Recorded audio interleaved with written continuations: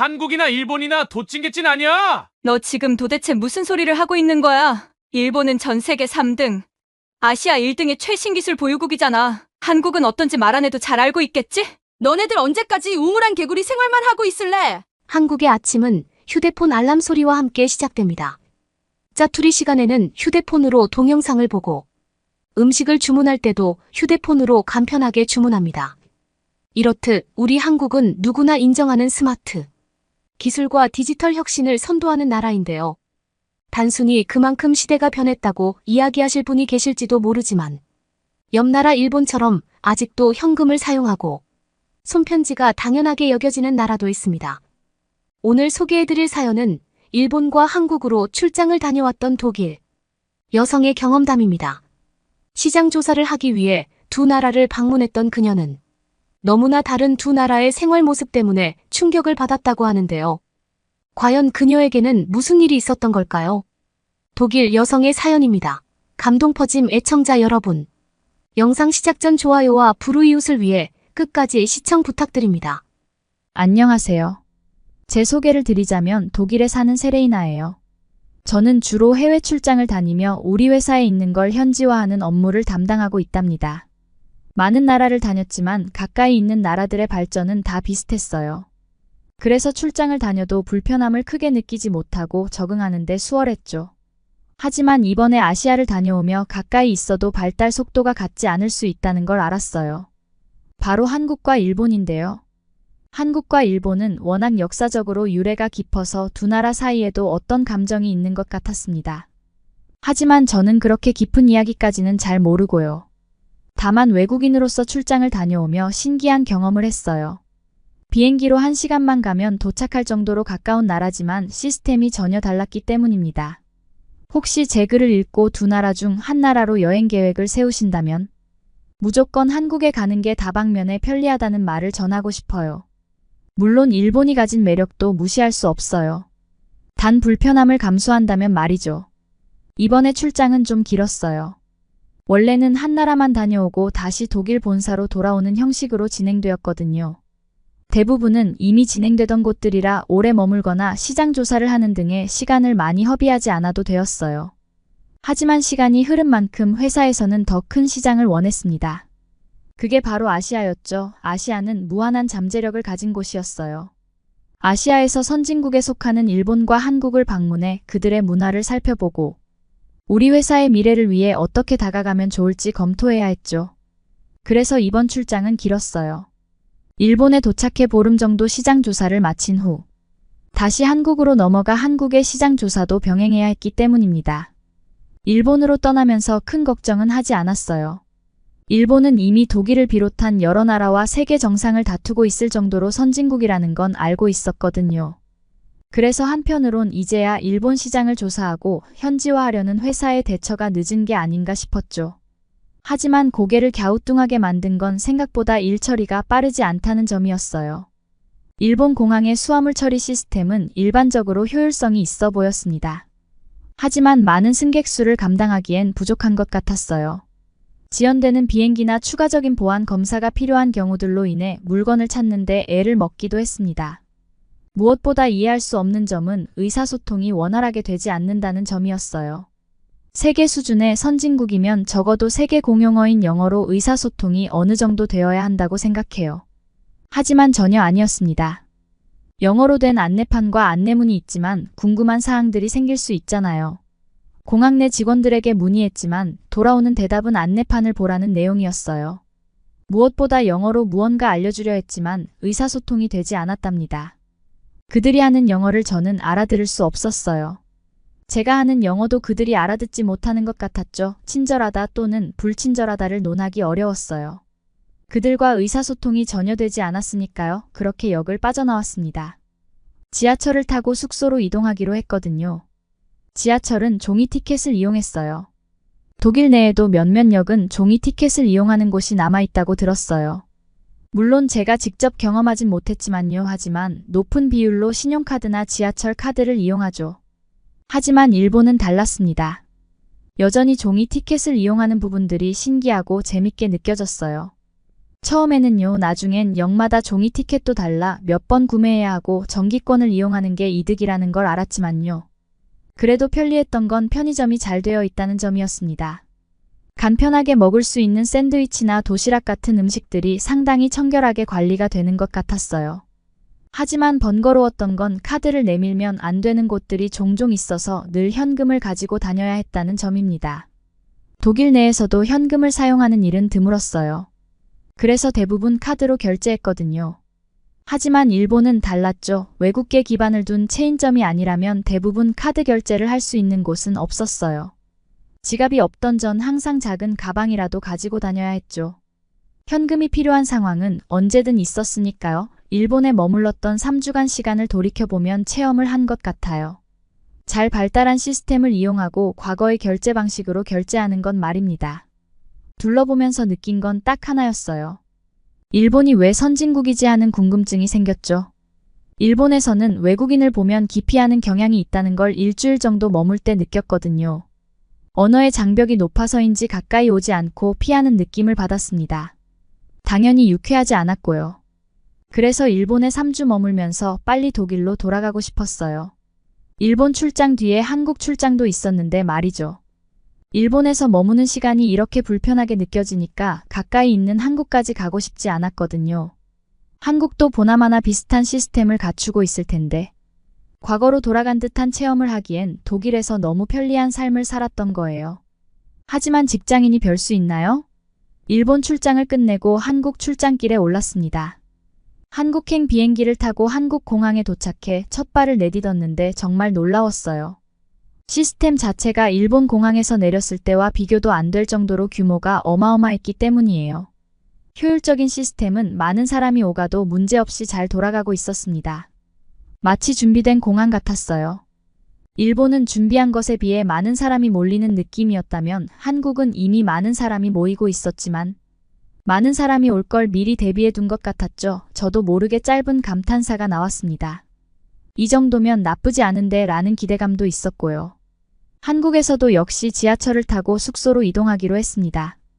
여행하며 그 나라의 대중교통을 이용하는 건 문화를 익히기 가장 쉬운 방법이니까요. 공항과 연결된 지하철은 빠르고 쉽게 이동할 수 있도록 안내가 잘 되어 있었어요. 길을 찾기도 쉬웠지만 혹시 내가 가는 길이 틀렸을까봐 공항의 직원에게 물었을 때도 친절한 안내를 받을 수 있었습니다. 한국인들은 유창한 영어 실력을 갖춘 건 아니에요. 당연하죠. 모국어가 아니니까요. 하지만 일본 사람들과 다르다고 느낀 건 의사소통을 할 때 자신감을 가지고 집중을 한다는 점입니다. 그리고 신기한 건 한국 사람들이 하는 영어는 정확하지 않아도 알아들을 수 있었어요. 제가 하는 영어 역시 한국 사람들은 알아듣고 제가 원하는 걸 알려줬죠. 한국은 일본보다 재미있겠다는 기대감으로 지하철에 탑승했습니다. 그리고 전 왜 한국이 IT 강국이라는 말을 하는지 빠르게 이해할 수 있었어요. 지하철엔 무료 와이파이가 있었고 지하철을 비롯한 버스 같은 대중교통을 스마트 앱을 통해 실시간으로 알 수 있었습니다. 그리고 정확하게 시간 약속을 지키니 약속 시간에 늦을 걱정 없어요. 그리고 번거롭게 종이 티켓을 매번 끊거나 정기권을 끊어둘 필요도 없었습니다. 제가 가진 카드 중에 교통카드처럼 연계할 수 있는 카드가 있어서 번거롭게 다시 발권하지 않아도 되었거든요. 어느 역이든 카드 한 장이면 버스와 지하철 심지어 택시까지 이용할 수 있었습니다. 독일도 이 정도로 대중교통이 편리하지 않아요. 독일은 면적이 넓어 자동차를 이용하는 사람들이 많고 도시에 있는 교통수단을 하나로 묶기엔 각자가 사기업에서 운영하다 보니 반대가 심하기 때문이죠. 하지만 한국은 달랐습니다. 나라에서 운영하는 것도 있고 개인이 운영하거나 기업체에서 운영하는 등 대중교통 운영체는 다양했지만 그들은 모두 이용하는 사람들의 편의성을 가장 중요하게 생각했죠.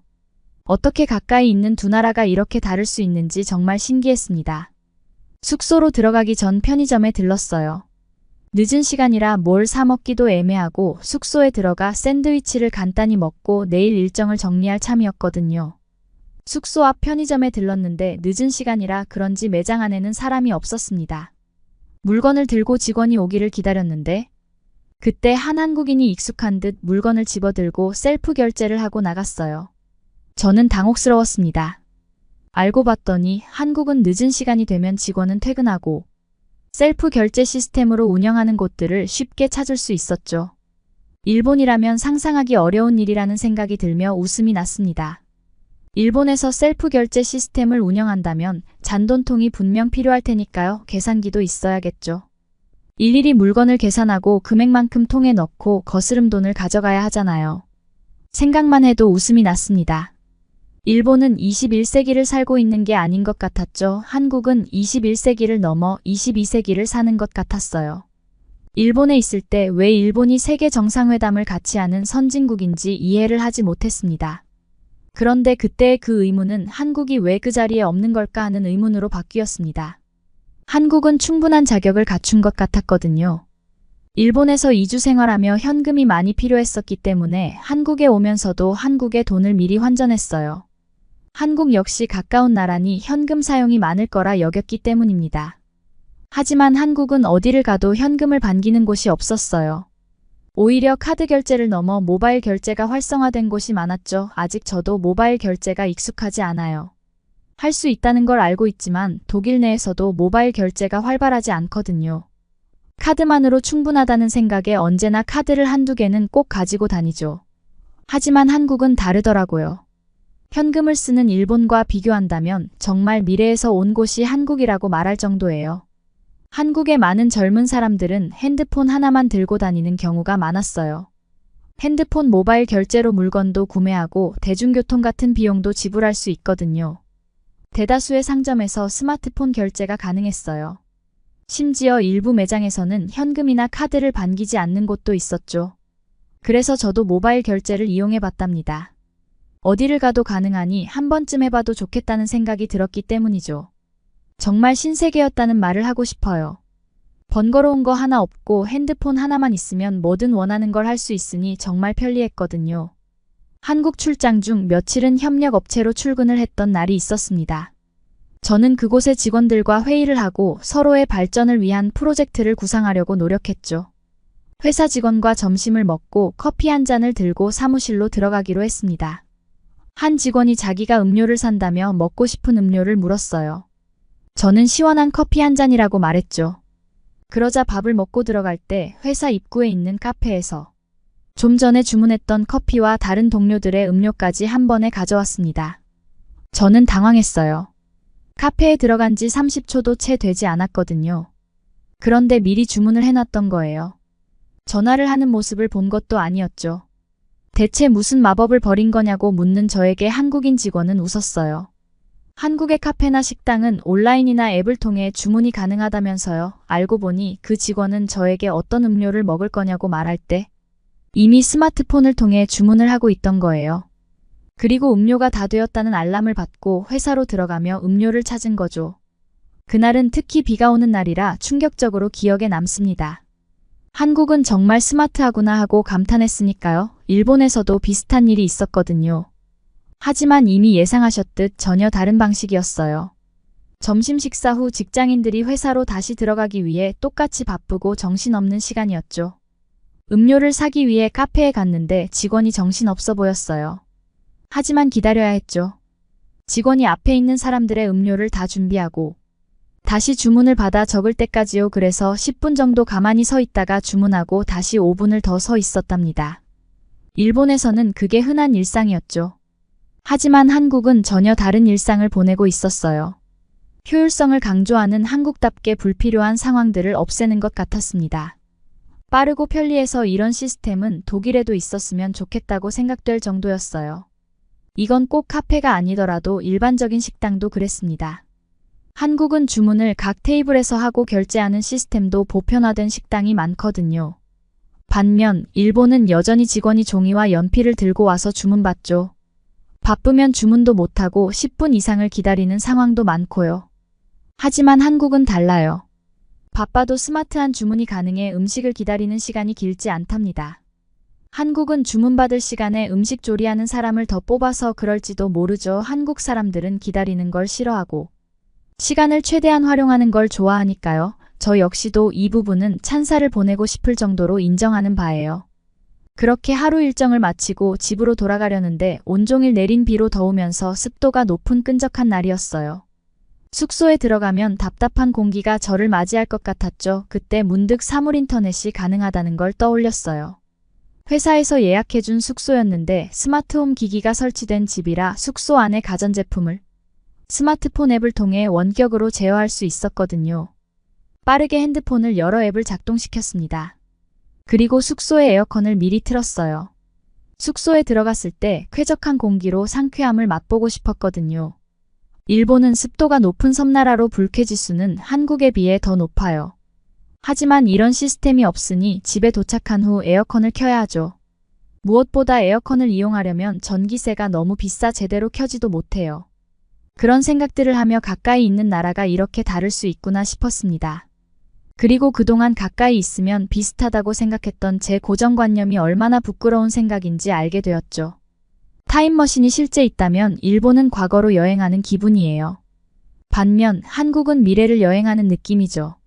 세계에서도 사물인터넷이나 모바일 결제처럼 디지털 기기를 활용한 시스템이 일상에 빠르게 자리 잡은 나라는 아마 한국이 유일할 거라 생각해요.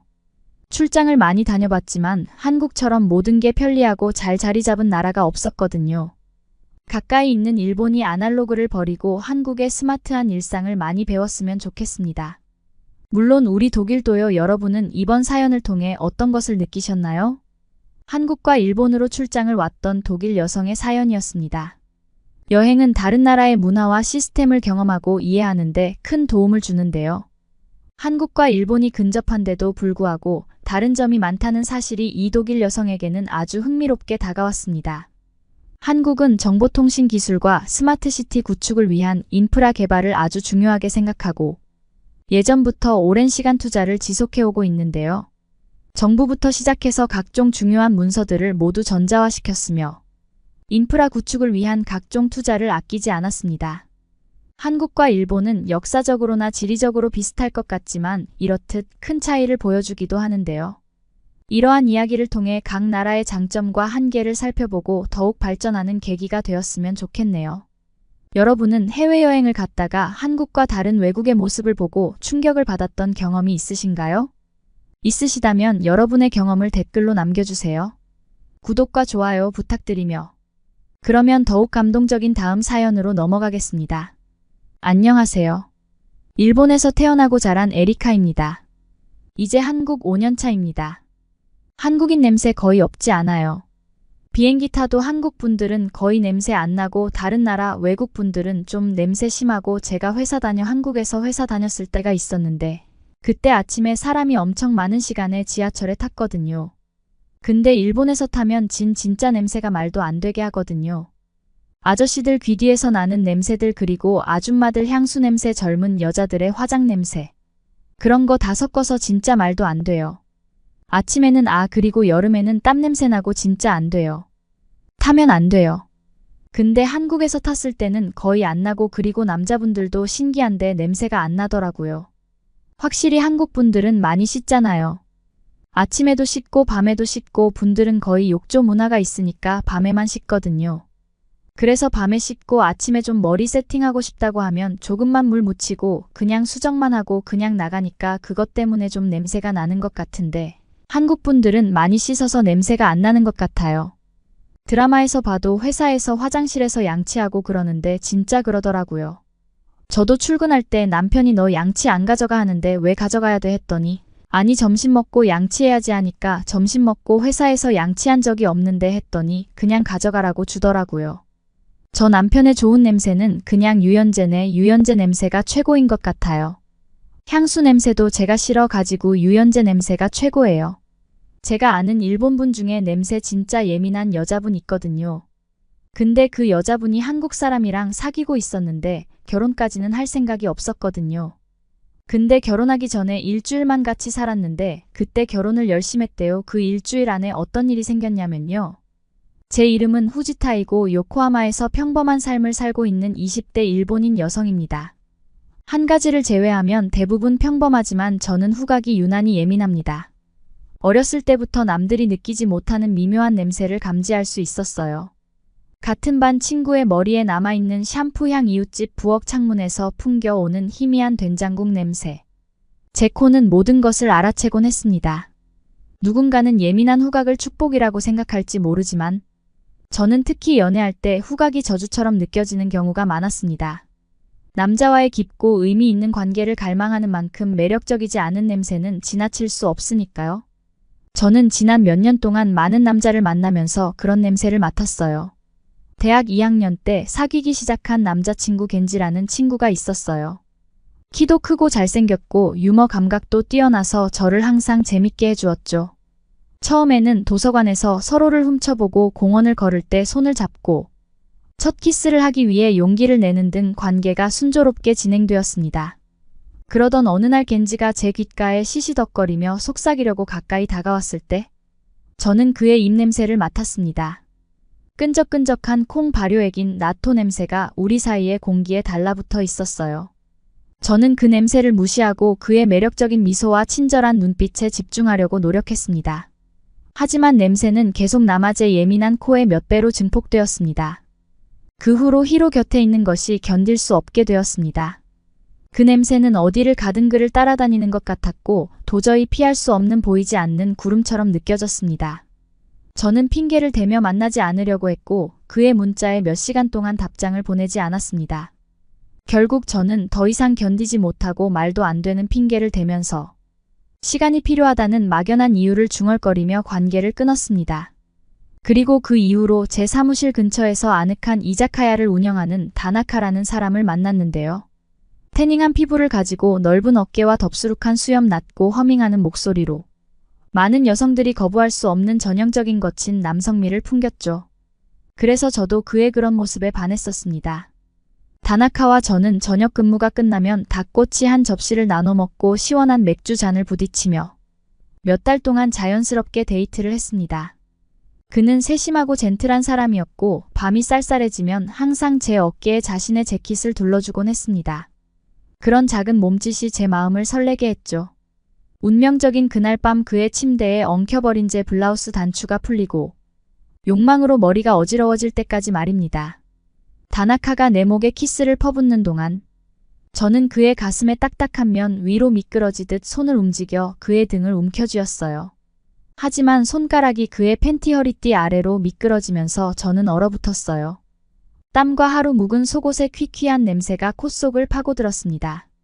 다나카의 열정적인 포옹에 빠져들기 위해 떨쳐내려고 애썼습니다. 하지만 엉덩이를 맞대고 몸을 흔들자 감히 친밀해지려는 저를 조롱하듯 냄새는 더 강해졌습니다. 수치심과 혐오감이 밀려왔고 저는 블라우스의 단추를 더듬으며 미안하다고 중얼거리며 갑자기 몸을 돌렸습니다. 다나카는 어떻게 이틀 연속 같은 팬티를 입고 만족할 수 있었을까요? 분명 그는 자신의 냄새를 알아차렸을 것이었습니다. 그 순간 제 욕망은 사라지고 도망치고 싶은 욕구만 남게 되었습니다. 그 후 저는 다나카를 피했고 결국 우리 사이에는 미래가 보이지 않는다 고 문자를 보냈어요. 그는 자신의 의심스러운 위생 습관이 저와의 관계를 끊는 결정적인 요인이라는 사실을 몰랐기 때문에 당연히 혼란스러워했습니다. 30이 다 되어서도 여전히 절망적인 싱글이었던 저는 대부분의 남성이 충족하기 힘든 기준에 시달리고 있었습니다. 물론 여기저기 데이트를 하긴 했지만 불쾌한 냄새가 코끝에 닿는 순간 실망으로 끝날 수밖에 없었습니다. 아침 입냄새, 발냄새, 퀴퀴한 옷 냄새 등 모든 냄새를 다 겪어봤어요. 저에게 문제가 있는 걸까요? 제가 너무 예민하고 까다로운 걸까요? 밤에 침대에 누워있으면 이런 생각들이 자주 머릿속을 맴돌며 저를 조롱했습니다. 어쩌면 저는 영원히 외톨이가 될 운명이었고 진정한 사랑을 찾는 데는 제 코가 끊임없이 장애물이 될지도 몰랐어요. 고등학교 시절부터 가장 친한 친구인 정미에게 감사했습니다. 정미는 제 모든 관계에 기복이 있을 때마다 제 곁을 지켜준 단 한 사람입니다. 인내심과 공감 능력이 뛰어난 유미는 데이트에 실패할 때마다 제 이야기를 들어주었고 제가 희망을 잃지 않도록 위로의 말과 격려의 말을 건네주었습니다. 정미는 실망할 때마다 어김없이 말차 아이스크림과 우스꽝스러운 로맨틱 코미디로 무장한 채 제 집 앞에 나타나 제 마음을 달래주었습니다. 저희는 소파에 껴안고 소녀와 소년이 만나고 갈등이 생기고 사랑이 모든 것을 극복하는 등 예측 가능하지만 차분한 스토리라인에 빠져들게 되죠. 현실이 그렇게 단순했다면 좋았을 텐데 말이죠. 정미는 제가 구혼자의 불쾌한 향수 냄새나 구취에 대해 몇 시간 동안 떠들어도 결코 저를 비난하지 않았어요. 그녀는 제 예민한 후각이 제게 얼마나 큰 영향을 미치는지 잘 알고 있죠. 그럼에도 불구하고 그녀는 저에게 포기하지 말라고 격려하며 저에게 맞는 남자가 어딘가에 있을 거라고 안심시켜 주었답니다. 너가 좋아하는 자연스러운 향기를 가진 사람을 찾으면 운명이라는 것을 알게 될 거야. 정미는 항상 모든 걸 아는 듯이 웃으며 말합니다. 어쩌면 그 사람은 요코하마에 없을지도 몰라. 어쩌면 먼 어딘가에서 너를 기다리고 있을지도 몰라.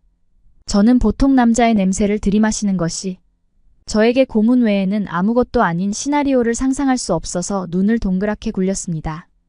하지만 제 마음 한구석에서는 정미가 뭔가 알고 있을지도 모른다는 낭만적인 생각에 집착하고 있습니다.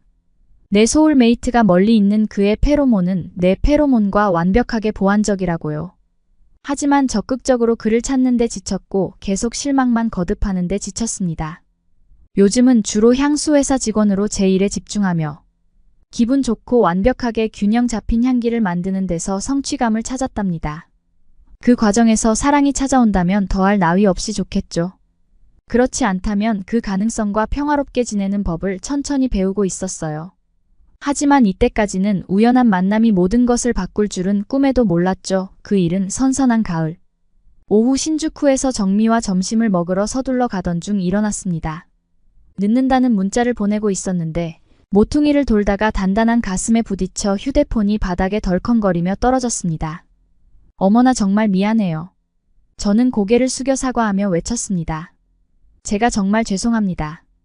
아니요, 제 잘못이에요. 깊고 억양 있는 목소리가 대답했습니다. 그리고는 휴대폰을 주워다 주었습니다. 그는 고개를 들어 지금까지 본 것 중 가장 따뜻한 갈색 눈을 바라보고 있는 제 자신을 발견했습니다. 그 눈은 키가 크고 어깨가 넓으며 이마 위로 살짝 내려온 검은 머리카락을 가진 눈에 띄게 잘생긴 남자였습니다. 그는 몸에 딱 맞는 정장과 넥타이를 매끈하게 차려입고 있었는데 트렌디하고 화려한 옷을 입은 신주쿠의 군중들 사이에서는 어울리지 않는 모습이었죠. 그 의문의 향기 남은 허리를 굽혀 제 휴대폰을 집어들고 재킷에 묻은 화면을 닦은 다음 다시 제게 건네주었습니다. 손가락이 순간적으로 스치면서 등골이 오싹해졌습니다. 당황한 저는 다시 한번 사과를 중얼거리며 옆으로 비켜 서서 제 갈 길을 가려고 했습니다. 그러는 동안 저는 그 남자의 향기를 맡았는데 시트러스와 삼나무 향이 섞인 깨끗하고 신선한 향이었습니다. 미묘했지만 예민한 제 코를 기분 좋게 하는 향이었습니다. 저는 어깨 너머로 그 남자의 입가에 작은 미소를 지으며 걸어가는 모습을 바라보았습니다. 그는 손을 흔들더니 반대 방향으로 고개를 돌렸습니다. 저는 호기심이 생겼습니다. 무릎을 치게 하는 눈빛과 상쾌한 천연 향기를 풍기는 향기남은 누구일까요? 그리고 정미를 만나서 점심을 먹는 내내 이 잘생긴 낯선 남자와 다시 마주칠 수 있을지 궁금한 마음이 계속 떠올랐어요. 하지만 요코하마처럼 거대한 도시에서는 그런 일은 불가능해 보였습니다. 그날 저녁 퇴근길 전철을 기다리는데 익숙한 향기가 제게 퍼졌습니다. 코끝이 찡해지면서 플랫폼 주변을 흘끗 둘러보다가 불과 몇 피트 떨어진 곳에 서 있는 아까 향기남을 발견하고 맥박이 빨라졌습니다. 그는 제가 있는지도 모른 채 책에 몰두하고 있었어요. 용기를 내어 다가가서 그의 팔을 가볍게 두드렸습니다. 안녕하세요. 실례합니다. 갑자기 불안한 마음에 제가 말했습니다. 그가 아까의 저를 기억하지 못하면 어떨까 떨렸습니다. 신주쿠에서 마주쳐서 다시 한번 사과드리고 싶었어요. 그리고 제 휴대폰을 주워주셔서 감사했어요. 그 남성은 책에서 눈을 들어 저와 눈이 마주치자 알아보는 눈빛이 반짝였습니다. 천만에요. 그가 따뜻한 미소를 지으며 책을 메신저 가방에 넣으며 대답했습니다. 도움이 되어서 기쁩니다. 솔직히 좀 더 관심을 기울이지 못한 것 같아 미안한 마음이 들었어요. 그건 그렇고 저는 재성이라고 합니다. 저는 후지타이라고 합니다. 제가 살짝 고개를 숙이며 말했습니다. 저희는 빈자리를 찾아 같은 열차칸에 함께 탑승했습니다. 기차가 시내를 달리는 동안 재성 씨와 저는 편안한 대화를 나누었습니다. 재성 씨는 요코하마대에서 건축학 석사 과정을 밟고 있는 서울 출신 유학생이라는 사실을 알게 되었습니다.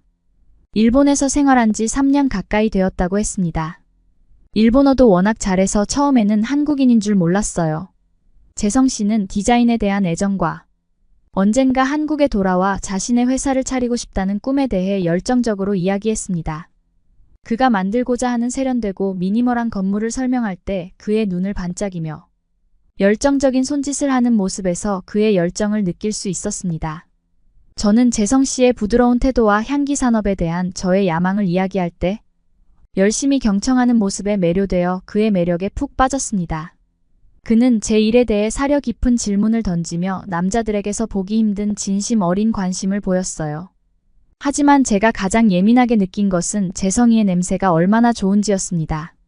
그의 신선하고 깨끗한 향기는 제가 평소에 맡았던 불쾌한 냄새와는 전혀 다른, 마치 진정제처럼 저를 감싸는 것 같았어요. 그는 흠잡을 데 없이 자신을 관리하는 사람처럼, 내 예민한 코가 반항할 염려 없이 가까이 다가갈 수 있는 사람처럼 냄새가 났어요. 우리 사이에는 부인할 수 없는 불꽃이 튀었고 보통 몇 달이 걸리는 편안함과 안정감이 생겼습니다. 재성이와 헤어질 때쯤 저는 오랜만에 마음이 가벼워졌고 갑자기 정미가 맞을지도 모른다는 희망이 생겼습니다. 어쩌면 저에게 딱 맞는 짝이 정말 저밖에 있을지도 모른다는 생각이 들었습니다. 후지타이 씨 정말 즐거웠어요. 재성 씨가 플랫폼에 오래 머물면서 말했어요. 언제 커피 한잔 할 수 있을까요? 당신의 일에 대해 더 많은 이야기를 듣고 싶어요. 그의 초대에 가슴이 뛰었지만 곧바로 의심이 스며들었습니다. 예전에 만났던 그 남자들의 냄새 추억이 떠올랐거든요. 그러다 재성 씨에게서 풍기는 기분 좋은 시트러스와 삼나무 향이 떠올랐고 그의 존재가 저를 순식간에 편안하게 만들어 주었던 것이 떠올랐습니다. 좋아요. 저는 수줍은 미소를 지으며 대답했습니다. 제 라인 아이디를 알려드릴게요. 저희는 연락처를 주고받으며 손끝이 스치듯 재성이의 휴대폰을 건네주었습니다. 그의 채취가 제 주위를 맴돌며 위로와 기운을 불어넣었고 한번 해보자는 결심이 굳어졌습니다. 어쩌면 그에게서 저는 냄새처럼 좋은 남자를 찾으려는 나의 탐구가 드디어 시작되고 있는지도 모릅니다. 그 후 몇 주 동안 재성과 저는 정기적으로 만나 수업 중간중간 커피를 마시며 요코하마의 번화한 동네를 구불구불 산책했습니다. 처음에 스파크는 본격적인 호감으로 발전했고 그의 문자가 제 휴대폰에 불이 켜질 때마다 아찔한 설렘을 느꼈습니다.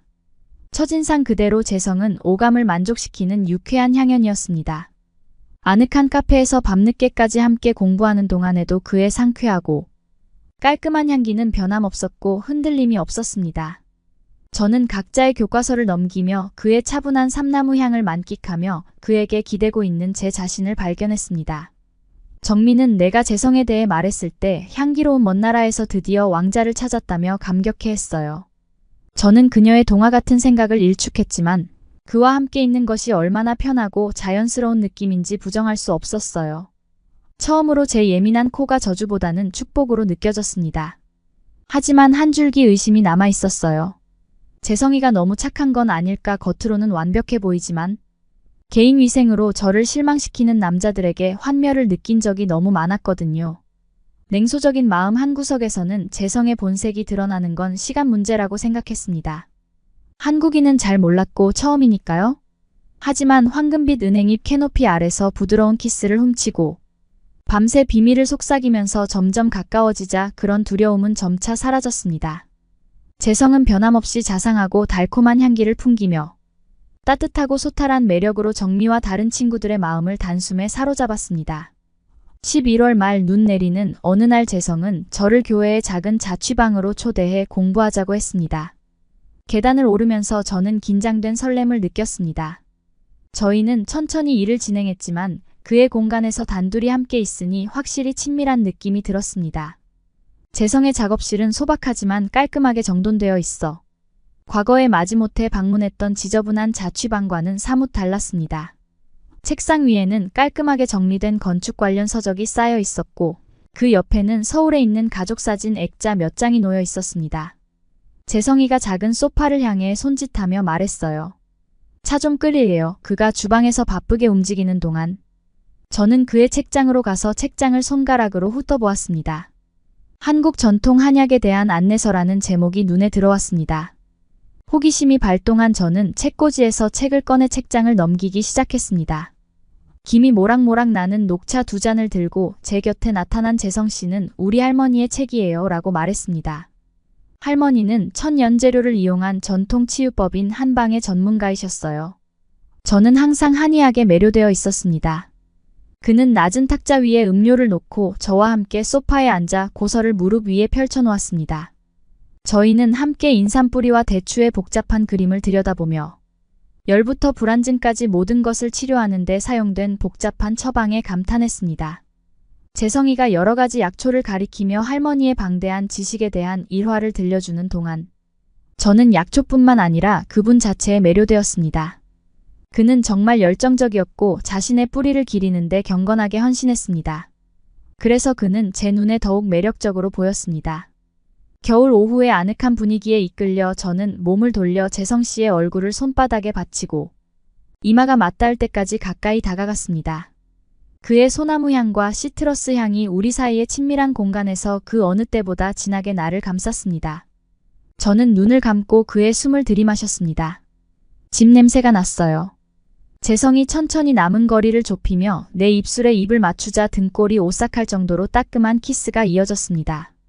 그의 입술은 따뜻하고 부드러웠고 그의 피부는 내 손끝 아래에서 매끈했어요. 저는 그의 몸의 견고함과 그의 부드러운 촉감을 즐기며 그에게 녹아들었습니다. 저희는 테이블 위에서 차가 식어가는 동안 한참을 그렇게 머물며 새로운 차원의 관계를 탐색했습니다. 마침내 헤어졌을 때 재성은 약간 멍한 표정으로 이마를 제 이마에 대고 사랑스러운 표정을 지었습니다.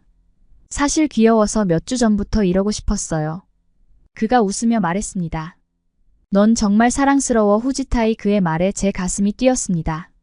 정말 그럴 수 있을까요? 정말 이런 일이 일어난 걸까요? 드디어 저의 예민한 냄새 테스트를 통과했을 뿐 아니라 저를 소중히 여겨주고 이해해주는 남자를 찾은 걸까요? 푹신한 담요 아래 함께 몸을 웅크리고 과거에 대해 조용히 대화를 나누고 미래에 대한 꿈을 그리는 동안 뼈속 깊이 오른 생각이 자리 잡았습니다.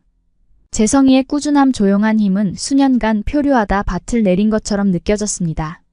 그날 저녁은 우리에게 전환점이었고 더 깊고 무한히 소중한 무언가의 시작이었습니다. 재성 씨는 날이 갈수록 저를 향한 배려와 관심으로 저를 계속 놀라게 했습니다. 그는 항상 제 말에 귀를 기울여주고 위로의 손길을 건네는 등 세심한 배려를 아끼지 않았습니다. 그리고 그 모든 과정 속에서 그의 향기는 항상 저를 위로하고 그의 선함을 상기시켜 주었습니다. 물론 우리 관계에 어려움이 없었던 것은 아닙니다. 문화적 차이와 의사소통의 장벽을 극복하는 것은 우리 모두에게 인내와 공감을 필요로 하는 지속적인 과정이었죠. 하지만 좌절과 오해의 순간에도 저희는 함께 극복하기 위해 노력했습니다. 느리지만 확실하게 재성은 과거의 실망이 남긴 상처를 치유했고 저는 사랑과 파트너십에 대한 믿음을 회복했습니다. 재성이 곁에 있는 동안 저는 제가 인정받고 소중히 여겨지고 소중히 여겨진다고 느꼈습니다. 그리고 우리의 유대감이 깊어지면서 짐처럼 느껴졌던 유전적 특질에 대한 감사한 마음도 커졌습니다. 재성이의 품에서 저는 예민한 제 코에 대해 감사하는 법을 배웠습니다. 겨울이 봄으로 녹아내리면서 재성과의 관계는 도시를 가득 채운 벚꽃처럼 활짝 피어났습니다. 저희는 요코하마의 공원과 동네를 돌아다니며 분홍색 꽃잎이 만발한 캐노피 아래서 피크닉을 즐기고 새로운 시작을 알리는 신선한 공기를 마시며 하루를 보냈습니다. 주말에는 현지 시장을 자주 찾아 새로운 음식을 맛보고 함께 요리할 독특한 재료를 찾기도 했습니다. 제가 알게 된 재성은 모국인 한국의 맛과 일본 요리의 요소를 혼합하는 데 능숙한 훌륭한 요리사였습니다. 어느 토요일 츠키지 수산시장의 노점을 돌아다니던 재성 씨는 아름다운 연어 한 마리를 보고 눈이 번쩍 뜨었습니다. 좋은 생각이 있어 재성이가 장난스러운 미소를 지으며 입술을 찡긋거리며 말했습니다. 오늘 밤 우리 집에서 요리 대결을 하자. 각자 이 연어를 재료로 요리를 만들어서 누가 더 잘하는지 보자고. 저는 제 요리 실력이 도전할 만한 수준인지 확신할 수 없어 눈썹을 치켜 올렸습니다. 하지만 재성의 말에 저는 동의하게 되었습니다. 신선한 야채와 함께 연어를 구입하고 서둘러 그의 아파트로 돌아와 선의의 경쟁을 시작했습니다. 재성 씨의 작은 주방에서 저희는 나란히 앉아 재료를 다듬고 양념을 만들었습니다. 생강, 마늘, 간장의 고소한 향이 공기를 가득 채웠습니다. 연어를 팬에 굽고 간단한 된장 양념장을 만드는 동안 밥과 해초, 갖가지 색색의 채소가 어우러진 복잡한 요리를 만들고 있는 재성이를 슬쩍 쳐다볼 수밖에 없었습니다. 그가 만든 음식에서 참기름과 고추장 향이 풍겨나와 호기심 많은 제 코를 유혹했습니다. 하지만 그 강렬한 맛 속에서도 재성씨만의 독특한 향, 즉 편안하고 집과 연관된 신선한 삼나무와 상큼한 시트러스의 완벽한 조화를 느낄 수 있었습니다. 마침내 요리의 걸작을 맛보기 위해 자리에 앉았을 때 저는 재성이의 요리가 제가 만든 기본 생선구이보다 훨씬 뛰어나다는 것을 인정하지 않을 수 없었습니다. 고추장 양념에 절인 연어와 야채 절임 달걀 프라이를 얹은 멋진 비빔밥을 만들어냈어요. 저는 한 입 먹은 후 정말 맛있어라고 외쳤습니다. 이번 요리 대결의 승자는 재성이야. 재성은 자신의 성공에 자부심을 느끼면서도 겸손한 표정으로 웃었습니다. 당신 것도 맛있어. 그는 저를 안심시켰습니다. 연어와 어우러진 은은한 된장 맛이 마음에 들어 이게 일본 가정식의 맛이구나. 저희는 남은 저녁 시간 동안 시원한 아사히 맥주를 마시며 음식을 통해 서로의 문화를 배우는 것이 얼마나 즐거웠는지 회상했습니다. 재성은 서울에 있는 어머니의 집밥 이야기를 들려주었고 저는 할머니가 특별한 날에 만들어주시던 전통 요리를 떠올렸습니다. 밤이 깊어갈 무렵 재성 씨는 저를 품에 끌어안으며 제 머리에 얼굴을 들이밀었습니다. 오늘 고마웠어. 그가 중얼거렸습니다. 너와 함께 요리하고 이런 추억을 공유할 수 있어서 나에게는 정말 큰 의미가 있어. 그의 품에 안겨 그의 비누와 향수, 천연 페로몬이 섞인 이제 익숙한 향기를 들이마시며 저는 감정이 솟구치는 것을 느꼈습니다. 그 순간 저는 제가 이 남자와 돌이킬 수 없을 정도로 깊은 사랑에 빠졌다는 것을 깨달았습니다. 다음 날 아침 저는 얼굴에 미소를 띠고 가슴이 터질 듯이 부풀어 오른 채로 일어났어요. 그날은 일요일이었고 재성이가 저를 데리고 도시 외곽으로 깜짝 당일치기 여행을 가기로 약속한 날이었어요. 기차역에서 그를 만났고 그는 뽀뽀와 함께 배낭을 가득 메고 저를 반갑게 맞이했습니다. 여행을 떠날 준비됐어. 그가 설렘으로 반짝이는 눈빛으로 물었습니다. 저희는 서쪽으로 향하는 현지 열차에 몸을 실었고 저는 도시 풍경이 울창한 산과 구불구불한 푸른 언덕으로 바뀌는 것을 지켜보았습니다. 약 2시간 후 저희는 작은 시골역에서 내려 구불구불한 오솔길을 따라 걸어서 출발했습니다. 공기에는 축축한 흙냄새와 향도 향긋한 야생화 냄새가 났습니다. 걷는 동안 재성 씨는 제 손가락과 손가락을 맞대며 길을 따라 다양한 식물과 새를 가리켰습니다. 시끄러운 요코하마의 번잡함에서 벗어나 평화로워 보이는 그의 모습에 감탄했습니다. 마침내 트레일이 열리자 수정처럼 맑은 웅덩이로 떨어지는 멋진 숨겨진 폭포가 드러났습니다. 저는 그 광경에 숨을 헐떡이며 사람의 손길이 닿지 않은 자연 그대로의 아름다움에 압도당했습니다. 재성 여기 정말 멋지다. 저는 숨을 몰아쉬었습니다. 어떻게 찾았어? 그는 미소를 지으며 저를 물가로 안내했습니다. 대학 시절 친구가 알려줬지. 좋아하는 사람을 사귀면 여기로 데려오고 싶었거든. 저희는 오후 내내 시원하고 상쾌한 물속에서 수영을 하고 이끼가 낀 바위 위에서 피크닉을 즐겼습니다. 재성이는 디저트로 신선한 과일과 김밥을 준비해 왔습니다. 밥을 먹으면서 재성이가 제 어깨에 팔을 두르고 가까이 끌어당겼습니다. 같이 서 여기 있는 게 좋아. 그가 부드럽게 말했습니다. 도시에서 벗어나 자연에 둘러싸여 있잖아.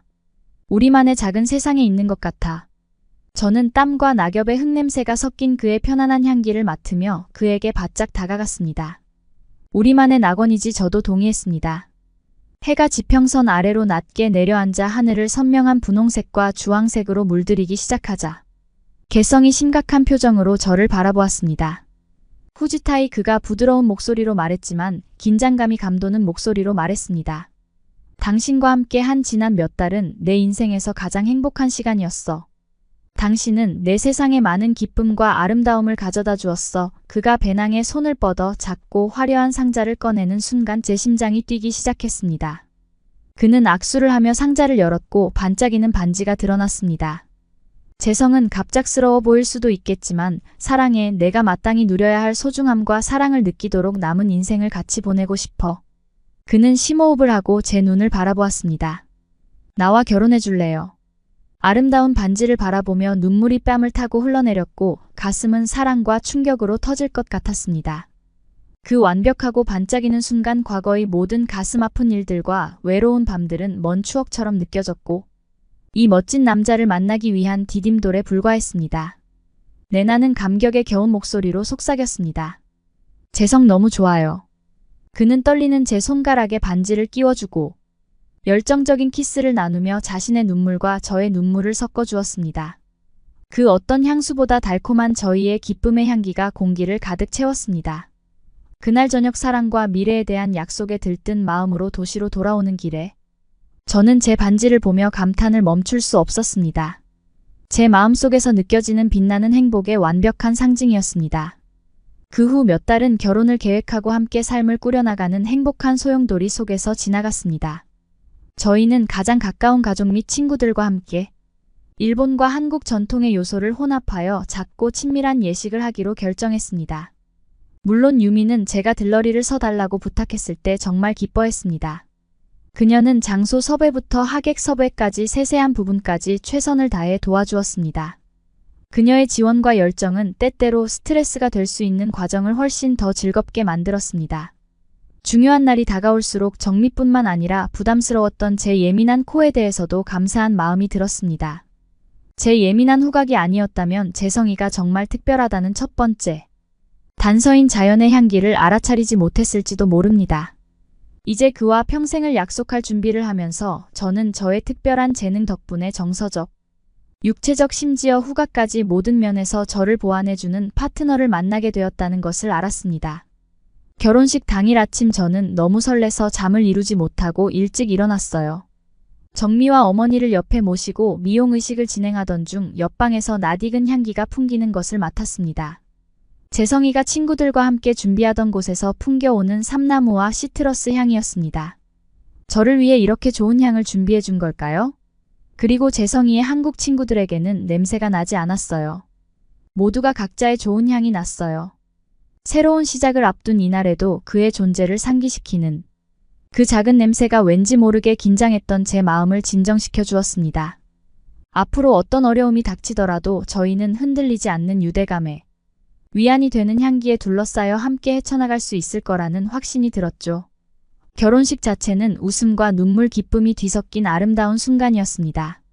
재성이와 서약을 주고받을 때 제 부케에 담긴 달콤한 벚꽃 향기가 재성이가 좋아하는 향수의 향과 어우러져 영원히 간직할 향기로운 추억을 만들었습니다. 피로연에서 부부가 된 첫 춤을 함께 추자 재성이가 저를 꼭 안고 귀에 대고 속삭였습니다. 사계절 내내 당신을 사랑하고 저희 가정을 정직과 존중으로 채우고 당신을 위해 살기로 결심했어.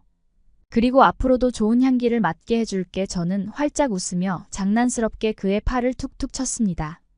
그리고 당신의 어리석은 유머 감각에 항상 감사하고 당신의 꿈을 응원하며 당신의 좋은 냄새를 당연하게 여기지 않겠다고 약속할게요. 저희는 키스로 서약을 봉인했고 식장은 환호성으로 가득 찼습니다. 가족의 사랑과 헌신의 향기로운 증거에 둘러싸인 그 완벽한 순간, 저는 제가 진정으로 제 집을 찾았다는 것을 알았습니다. 정민은 행복에 젖은 눈빛으로 저를 옆으로 끌어당겼습니다. 내가 분명 머나먼 땅에서 왕자를 찾을 거라고 했잖아. 그녀가 놀리듯 말했습니다.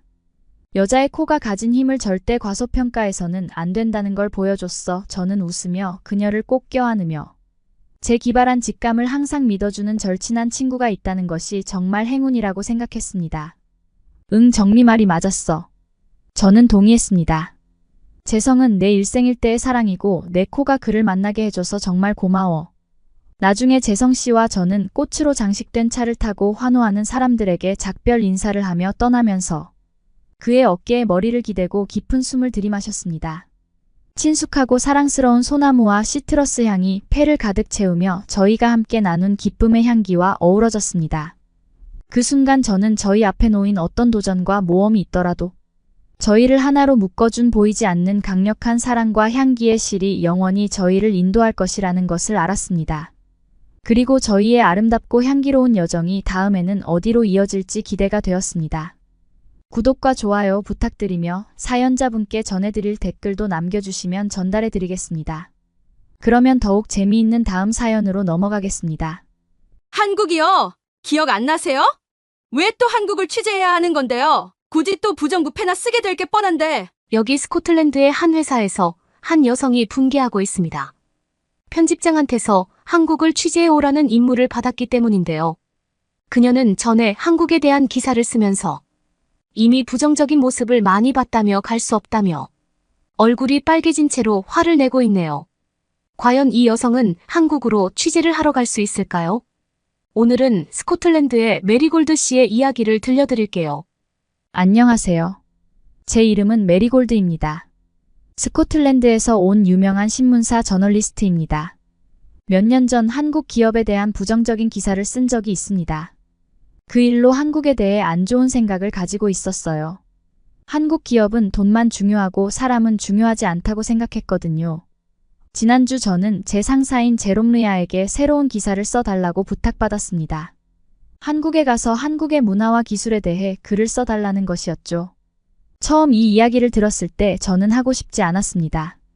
이전에 경험한 일 때문에 한국을 신뢰할 수 없다고 말했거든요. 하지만 제롬 르야는 한국에 대한 진정한 진실을 배울 수 있는 기회가 될 수 있을 거라고 말했습니다. 그는 지난 50년 동안 한국이 많이 변했다고 말했습니다. 기술과 대중문화 등 여러 분야에서 글로벌 리더가 되었죠. 하지만 그는 한국에는 여전히 빈부격차 남녀에 대한 엄격한 규칙과 같은 문제가 있다고 말했습니다. 그는 독자들이 한국의 좋은 점과 나쁜 점 등 복잡하고 실제적인 이야기를 알아야 한다고 말했죠. 저는 처음에는 제롬 르야가 제 생각을 바꾸길 바라지 않았어요. 저는 한국에 대한 부정적인 생각에 사로잡혀 있었거든요. 하지만 더 생각해보니 제가 너무 편협한 생각을 하고 있었다는 걸 깨달았습니다. 열린 마음으로 장소와 사람에 대해 글을 쓰는 것이 제 일이니까요. 더 많은 것을 배우지 않고 최종 판단을 내려서는 안 된다고 생각했죠. 저는 제롬 르야의 요청을 수락하기로 결정했습니다. 제 자신의 편견에 맞서는 것이 긴장되기도 했지만 도전에 대한 설렘도 있었습니다. 저는 짐을 싸서 서울행 비행기에 몸을 실었습니다. 인천공항은 거대하고 매우 현대적이었습니다. 모든 표지판이 한국어로 되어 있어서 처음에는 정신이 없었어요. 밖에서는 전통적인 탑 지붕 바로 옆에 거대한 고층 빌딩이 보였습니다. 거리에는 정장을 입은 직장인들, 트렌디한 젊은이들, 노점상 도로를 청소하는 환경미화원들이 가득했습니다. 서울 시내로 차를 몰고 가면서 저는 버스 창밖을 바라보며 모든 풍경을 감상했습니다. 화려한 디자이너 상점들 사이로 한옥이라는 아름다운 한국 전통 가옥이 보였어요. 네온 사인이 있는 작은 골목 옆에는 멋진 카페가 서 있었습니다. 서울은 새로운 것과 오래된 것이 섞여 있는 것 같았죠. K-팝 음악이 흘러나오고 매콤한 떡볶이 떡과 지글지글 끓는 김치전 같은 맛있는 냄새가 났습니다. 차도에서는 한 무리의 청년들이 웃으며 전동 킥보드를 타고 지나가기도 했습니다. 근처에서 한 노인이 작은 포장마차에서 양파와 젓갈을 팔고 있었습니다. 저는 그와 대화를 시도했지만 서로의 언어를 이해할 수 없었습니다. 그래도 제가 양파를 사자 그는 따뜻하게 웃으며 감사합니다 라고 말했습니다. 그의 친절함에 저는 깜짝 놀랐습니다. 그 후 2주 동안 저는 서울을 더 둘러보고 다른 지역의 해안마을, 고대 사찰, 농촌 마을을 방문하며 시간을 보냈습니다. 소불고기와 비빔밥, 덮밥 같은 새로운 음식도 먹어봤어요. 가는 곳마다 열린 마음으로 한국의 문화를 관찰하려고 노력했죠. 저는 긴 근무 시간, 높은 학업 부담, 전통적인 성 역할 등 제 예상과 일치하는 많은 것들을 발견했습니다. 하지만 놀라운 기술, 아름다운 전통, 공유된 유산에 대한 깊은 감각도 보았습니다. 더 많은 사람들과 이야기를 나눌수록 한국에는 복잡한 이야기가 많이 담겨 있다는 것을 깨달았습니다. 단순히 좋다, 나쁘다고 한 가지로 설명할 수 있는 것이 아니었죠. 한국은 5천만 명이 넘는 사람들이 각기 다른 삶을 살고 있는 나라였어요. 한국에 대한 부정적인 생각이 2주 만에 모두 사라졌냐고요? 물론 아니죠. 하지만 이번 여행은 제 눈을 뜨게 해주었습니다. 좋은 점과 현실적인 문제를 모두 보게 되었죠. 제 목표는 한국의 복잡한 진실을 구성하는 다양한 부분을 모두 보여주는 공정한 기사를 쓰는 것입니다. 아직 이 과제에 대해 배워야 할 것이 많이 남아 있습니다. 저는 계속 탐구하면서 열린 마음과 존중하는 마음을 유지하려고 해요. 어쩌면 새로운 친구도 사귈 수 있을지도 모르죠. 한국에 온 지 벌써 한 달이 되었습니다. 처음 2주 동안은 주로 서울에서 지내며 도시를 둘러보고 불고기와 비빔밥 같은 새로운 음식을 맛보았습니다. 또한 한국의 다른 지역에 있는 고대 사찰, 재래시장, 작은 마을을 방문하기 위해 여행을 떠났어요. 이 기간 동안 한국에 대한 제 생각이 서서히 바뀌기 시작했습니다. 제가 만난 한국 사람들은 매우 친절하고 도움을 주며 반가워했습니다. 하지만 제롬르야가 언급했던 장시간 노동과 전통적인 성 역할과 같은 몇 가지 문제도 볼 수 있었어요. 저는 그의 말대로 한국은 복잡한 나라라는 것을 깨달았습니다. 한국에 온 지 3주째 되던 날 저는 서울 외곽의 한강변에서 열리는 봄 축제에 참석하기로 했습니다. 축제는 여의도 공원에서 열렸는데 음식 부스와 음악 무대 다양한 한국 전통 놀이가 준비되어 있었습니다. 제가 도착했을 때 가족들이 흐드러지게 핀 벚꽃나무 아래 돗자리를 펴고 앉아 있었습니다. 부모님들이 간식을 준비하는 동안 아이들은 신나게 놀이를 즐기고 있었어요. 저는 사진을 찍고 축제 분위기를 즐기며 돌아다녔습니다. 몇몇 청소년들이 게임을 하는 것을 보기 위해 잠시 멈췄는데 갑자기 누군가 안녕하세요 라고 외치는 소리가 들렸어요. 고개를 돌려보니 친근하게 생긴 한국 여성이 웃으며 손을 흔들고 있었습니다. 안녕하세요. 제 이름은 지영이라고 해요. 다가와 말했습니다. 한국에 대해 배우러 왔다는 이야기를 우연히 들었어요. 혹시 맞나요? 저는 한국의 문화를 취재하라는 편집장의 지시를 받았다고 설명했습니다. 우와, 정말 멋지네요. 그녀가 흥분하며 말했습니다. 우리의 전통과 풍습에 대해 알려드리고 싶어요. 오늘 축제를 함께 보여드려도 될까요? 저는 전혀 모르는 사람이 그렇게 관대하게 대하는 것에 놀랐지만 감사하게도 수락했습니다. 저희는 다양한 축제 음식과 놀이에 대해 이야기하며 하루 종일 함께 시간을 보냈습니다. 그녀는 저에게 떡 만드는 법을 가르쳐 주었습니다. 한국 전통놀이인 팽이치기도 가르쳐 주었어요. 그리고 한국의 알파벳인 한글로 몇 가지 기본적인 문구를 써보는 것도 도와주셨어요. 나중에 점심을 먹으며 지영이에게 한국에서의 생활에 대해 물어봤습니다. 그녀는 서울에 있는 대기업에서 재무 업무를 하고 있다고 말했습니다. 근무 시간이 매우 길어요. 그녀는 인정했습니다. 일과 가족과의 시간 사이에서 균형을 찾기는 쉽지 않죠. 그녀는 이렇게 말했습니다. 불평등과 성 역할이 문제라는 제롬르야의 말이 떠올랐습니다. 하지만 지영 씨와 같은 여성들이 커리어의 꿈을 추구하면서 한국도 분명 진전을 이루었습니다.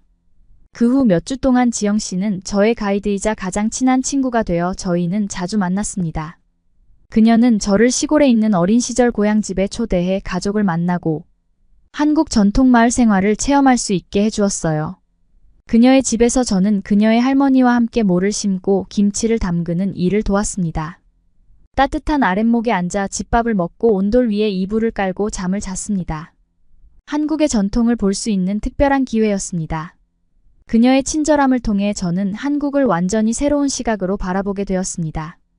음식 문화 가치관이 제가 가지고 있던 고정관념보다 훨씬 더 친근하게 느껴졌어요.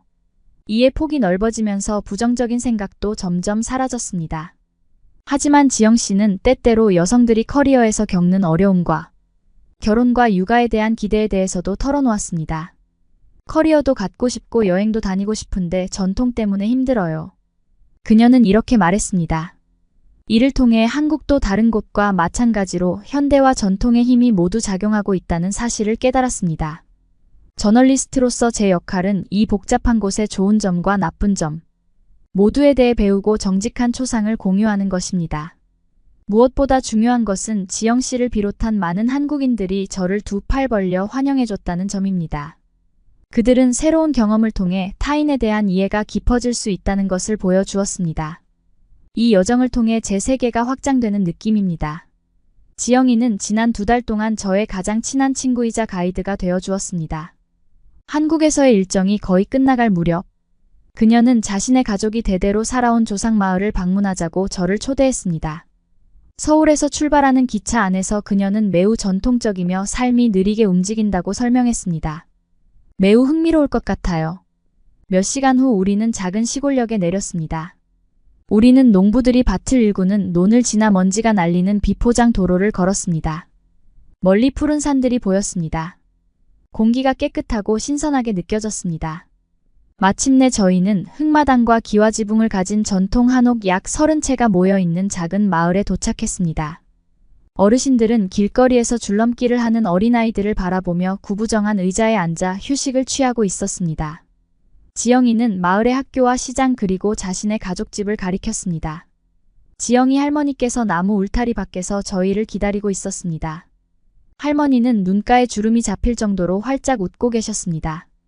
할머니는 화려한 한복을 입고 따뜻한 콩두부찌개로 점심을 먹으라며 우리를 안으로 안내했습니다. 우리는 바닥 쿠션에 다리를 꼬고 앉아 할머니가 수십 년 전 마을에서 자란 이야기를 들었어요. 그녀는 오늘날에도 여전히 행해지는 고대 전통대에 설명했습니다. 나중에 할머니와 지영은 저를 데리고 마을에서 식량을 재배하는 밭을 함께 구경했습니다. 마을 사람들은 모두 열심히 고추밭을 가꾸고 있습니다. 수확 후에는 선명한 붉은 고추를 햇볕에 말리기 위해 널어놓습니다. 그날 밤 마을에서는 매년 그랬던 것처럼 조상 제사를 지냈습니다. 어르신들이 전통북을 리드미컬하게 치는 동안 모두가 한복을 차려입었습니다. 행운의 상징인 가래떡이 높이 쌓이는 동안 우리는 환호성을 질렀습니다. 달빛 아래서 할머니들은 마을에서 대대로 전해 내려오는 한국 민요를 불렀습니다. 그녀의 목소리에는 깊은 감정이 가득했습니다. 과거와 연결된 이 전통을 보면서 저는 뜻밖의 감동을 느꼈습니다. 지영 씨는 나중에 각자의 역할이 존중하고 서로가 서로를 응원해 주어야 해요 라고 설명했습니다. 이곳은 항상 그런 식으로 운영되어 왔습니다. 빠르게 돌아가는 도시에서 자칫 잃어버릴 수 있는 한국의 진정한 영혼이 이곳에 있다는 생각이 들었습니다. 한국은 빠르게 현대화되었지만 이러한 신념과 관습은 여전히 그 근간을 이루고 있습니다. 한국의 이야기를 이해하는데 꼭 필요한 요소였죠. 다음 날 아쉬운 작별 인사를 나눌 때 할머니는 갓 말린 고추가 담긴 손바느질 주머니를 제게 건네주었습니다. 우리 마을에서 온 선물이에요. 지영이가 환한 미소로 통역했습니다. 서울로 돌아오는 기차 안에서 저는 제가 목격한 공동체 정신과 전통에 대해 계속 생각했습니다. 한국의 장점과 단점은 여느 곳과 마찬가지로 복합적이라는 것을 이제야 깨달았습니다. 하지만 가장 중요한 것은 사람입니다. 저는 2달 전 한국에 도착했을 때와는 생각이 달라졌습니다. 한국은 열린 마음과 새로운 경험이 세상을 보는 시각을 크게 넓힐 수 있다는 것을 보여주었어요. 제 마음과 눈이 열렸습니다. 이제 한국에서의 생활이 일주일밖에 남지 않았습니다. 스코틀랜드로 돌아갈 준비를 하면서 저는 지난 3개월 동안 제가 겪은 모든 일을 되돌아보고 있습니다. 한국 곳곳을 여행하고 사람들을 만나면서 제 생각은 크게 바뀌었습니다. 한국은 저에게 놀라운 따뜻함, 전통, 혁신, 결함 등 모든 것을 보여주었습니다. 가장 중요한 것은 새로운 장소와 사람에 대해 편견이나 가정없이 마음을 열고 접근하는 법을 배웠다는 점입니다. 이것이 한국이 저에게 준 가장 큰 선물입니다. 마지막 주의 지영은 자신이 자원봉사를 하고 있는 지역 환경 프로젝트에 저를 초대했습니다. 서울 근교의 개발로 위협받고 있는 아름다운 숲이 있습니다. 지영 씨와 다른 활동가들이 그곳을 지키기 위해 노력하고 있었죠. 화창한 토요일 저는 버스를 타고 나가 수백 명의 자원봉사자들과 함께 쓰레기를 줍고 수풀을 제거하며 숲을 가꾸는 일을 도왔어요. 우리는 남녀노소 함께 민요를 부르며 시간을 보냈습니다. 작지만 우리가 할 수 있는 의미 있는 일이었습니다. 점심에는 불고기 잡채국수, 김밥, 신선한 과일 등 각자 가져온 맛있는 음식을 나눠 먹었습니다. 나무 아래 함께 앉아 한국어와 영어를 섞어가며 이야기를 나누다 보니 진정한 공동체 의식을 느낄 수 있었죠. 이 경험은 제가 한국에서 배운 친절함, 봉사정신, 한국인의 협동심 등 많은 것을 완벽하게 담아냈습니다. 한국에 대한 저의 과거 의심은 이제 어리석은 생각처럼 느껴집니다. 프로젝트가 끝날 무렵 저는 제 여정을 공유하는 긴 글을 발표했습니다. 저는 한국이 직면한 도전에 대해 솔직하게 이야기하면서도 제가 발견한 문화혁신 회복, 탄력성에 대해서도 찬사를 보냈습니다. 그리고 제 자신의 변화를 인정했죠. 이런 경험이 저를 저널리스트로 성장시킬 것이라는 제롬 르야의 말이 맞았어요. 이제 저는 모든 새로운 이야기에 대해 가정을 제쳐두고 사람들의 말을 주의 깊게 경청하며 단순한 캐리커처가 아닌 완전한 진실을 추구하며 접근합니다. 저는 집으로 돌아가기 위해 짐을 싸면서 문득 그리운 생각이 들었습니다. 저를 환영해준 모든 사람들 덕분에 한국은 이제 저에게 집 같은 느낌을 주었어요. 새로운 친구 지영이가 무척 그리울 거예요. 지영이는 이곳의 열린 마음을 대표하는 친구입니다. 지영이는 저를 배웅하기 위해 공항으로 나왔습니다.